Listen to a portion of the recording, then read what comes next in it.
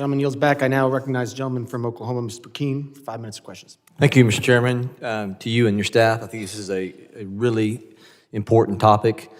And, when you're utilizing the stats that talk about the thousands of ambush-style attacks over the last many years targeting law enforcement, it's such a dangerous environment. And it's our culture. For those, people are going to be offended when I say this, but hopefully they'll understand how far the pendulum is swinging. There was a time, not so long ago, where if you had a child that got paddled in high school because they were disruptive, had disruptive behavior, disrespectful to an authority, the father would say to that person when they got home, I'm giving you some more in terms of paddling. If the coach gave you a little, then you're going to get a paddling when you get home. And they didn't take the child's defense because they were teaching the young adult the respect of authority. We have a culture now that coddles young adults. That's why teachers are struggling, because you can't teach and educate when you're having to deal with behavior in the classroom. So we have to have a cultural reform on this, where parents go back to a place where some, for trying to raise their children and operate in more grace, the pendulum has swung way too far, and the respect of authority has been lost at the younger generations, and it is paying dividends in what is being experienced in law enforcement. So we've got a cultural problem. And you're talking about the online threats. And I want to hear more, if anyone wants to talk about, how do we balance the online threats for those who would learn how to target a law enforcement officer trying to intimidate? This is how we move to third world country status. When you no longer have the rule of law, you will have poverty.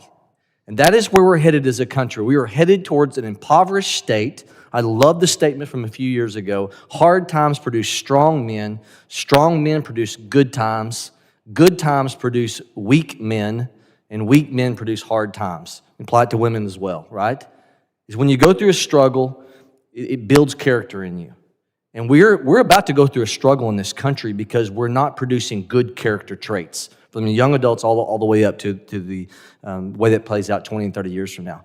What do we do in balancing the First Amendment for those that are doxing, sending out personal information, not only for the law enforcement officers, but are also doing this for their children, trying to intimidate and move us to third world country status?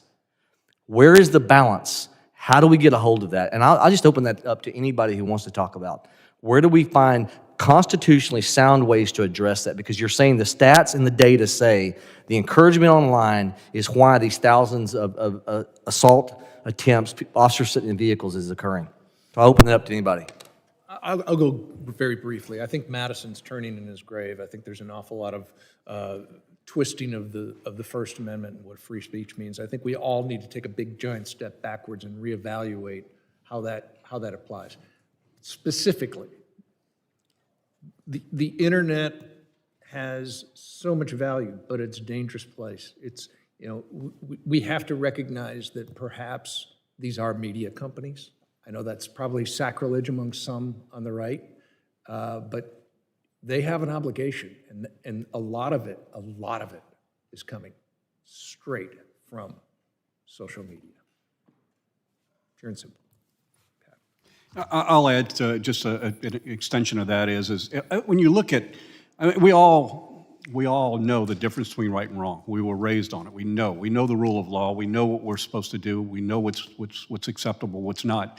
I think the problem we see, and social media has played a big part of that, is it's given excuses of why you can not follow the rule of law. We have blurred the lines of which difference between right and wrong, and we validated the ability to be able to believe your belief system and feel that your actions are appropriate.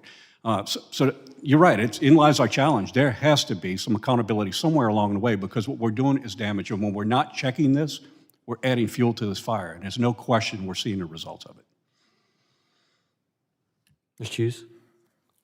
Thank you, Congressman. I would also add, working in the international environment, you can see how other countries do this. When you go too far one way or the other, you see consequences, good or bad, of privacy and speech rights. But what we need to be doing is looking at the social media issues. I think that's a huge part of what's going on, and looking at what laws need to be passed, what the right balance is. And that's what this body can and should be working on as well to help in that arena.